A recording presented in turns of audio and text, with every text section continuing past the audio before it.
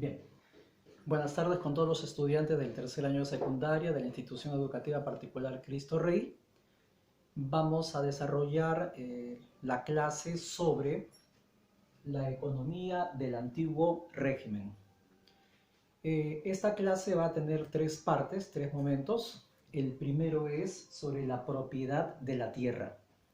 En los siglos XVI y XVII que estamos viendo en Europa, la principal actividad económica en el mundo era la agricultura.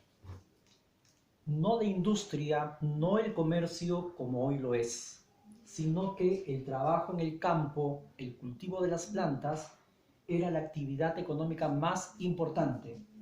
Por lo tanto, la propiedad de la tierra era el eje, la base de toda la riqueza en esa época. Es por eso que el 40% de la propiedad de las tierras cultivables en Europa estaba a manos de las clases altas, vale decir, de la nobleza y del clero.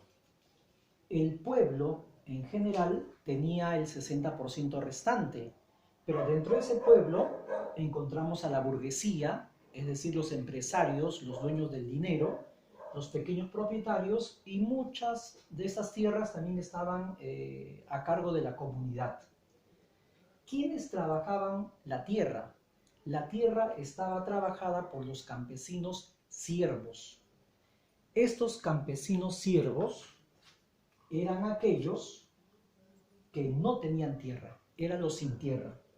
Eran el 80% de la población que no tenía tierra y por lo tanto eran los más pobres. Porque dijimos que la riqueza, la propiedad, estaba en función a la tierra, no al dinero. Este campesinado siervo, que era el 80% de la población, pagaba muchos impuestos a la monarquía y a la Iglesia Católica a pesar de ser pobres. Eran los que producían la riqueza para las clases altas. En segundo lugar, vamos a ver sobre la agricultura, la industria y el comercio. La agricultura era la principal actividad económica, como se ha dicho, y esta actividad en los siglos XVI y XVII tuvo un cambio. Uno, porque se dejó de usar la técnica del barbecho. ¿Qué cosa es la técnica del barbecho? Cada 2-3 años hacían descansar un lote de tierra para que volviera a tener los nutrientes, y eso hacía que quedara una tierra ociosa, sin producir. Se cambió al uso rotativo de las tierras. También se usaron fertilizantes, comenzaron a usarse máquinas y el arado de acero, todo lo cual permitió que la agricultura comenzara a expandirse. Por otro lado, la industria también comienza a desarrollarse. Van a surgir grandes talleres artesanales llamados las reales fábricas. Y es que la sociedad feudal, basada en la agricultura, está en un proceso de cambio hacia la sociedad capitalista industrial.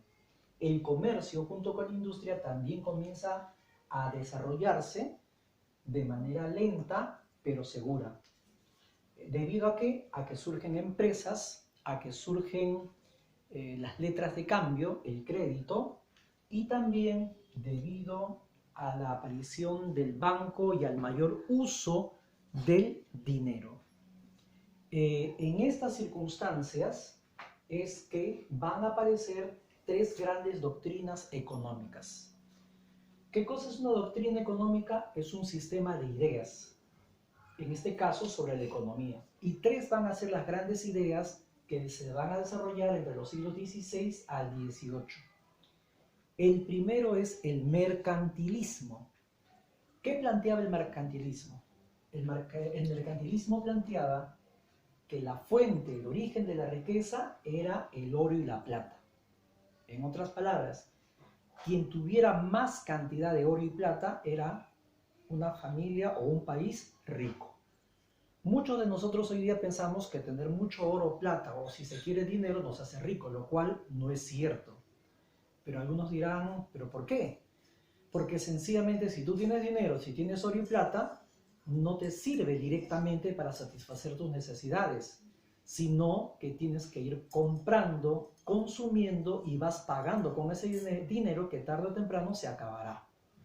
España va a ser el país abanderado en el cual se aplicará esta doctrina económica llamada mercantilista, que consideraba que la base, la fuente de la riqueza era el oro y la plata.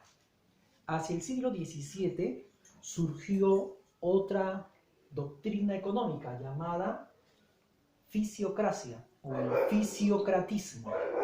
Esta doctrina planteaba que la agricultura y la ganadería eran la fuente de la riqueza, ya no el oro y la plata, porque se dieron cuenta que con el oro y la plata, al no producir plantas, cultivos para la alimentación, ¿qué hacían? Compraban con ese oro y plata lo producido en la agricultura y la ganadería. ¿En manos de quién terminaba el oro y la plata? De los agricultores o de los países que desarrollaban su agricultura y su ganadería. El país abanderado de esta doctrina fue Francia. Pero hacia el siglo XVIII surgió una tercera doctrina económica llamada ergocracia o ergocratismo. Cracia significa poder, ergo significa energía, trabajo, el poder del trabajo. ¿Qué planteó esta doctrina? Que el trabajo es la fuente de toda riqueza. Adam Smith, siglo XVIII, en su libro La riqueza de las naciones, plantea esta afirmación. Y esta doctrina va a ser desarrollada por Inglaterra. En los hechos, Inglaterra se encumbró a ser una potencia mundial, mientras que España y Francia entraron en decadencia. ¿Por qué? Porque España no producía lo que necesitaba, a pesar que tenía mucho oro y plata proveniente de América. Al final terminaba comprando, pagando con ese oro y plata a todo lo que producía Inglaterra con su trabajo, con sus industrias.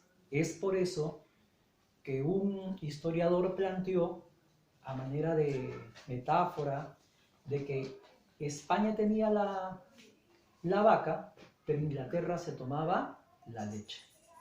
En otras palabras, España era dueño del oro y la plata de la América, pero terminaba ese oro y plata en manos de los ingleses.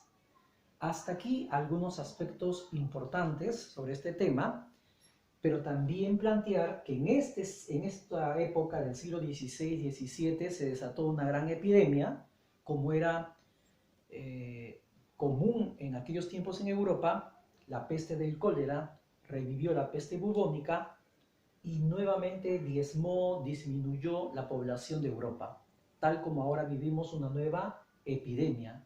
Esa epidemia, como ahora también lo estamos viendo, influyó mucho en la economía de esta época, porque la población es fuente de trabajo, fuente de la fuerza de trabajo, y eso afectó a lo largo del siglo XVII a la economía. Muy bien, se les ha dejado mediante Cubicol esta ficha de trabajo, que tiene 3 partes también. Observen las imágenes, están las preguntas respectivas, ¿no? Igual hay un pequeño texto para que puedan responder y al final un mapa para que puedan ubicar a alguno de los países mencionados en esta clase. Reiterarles el saludo, nos vemos hasta otro momento. Cualquier duda nos estaremos comunicando mediante el sistema Zoom. Un saludo a la distancia.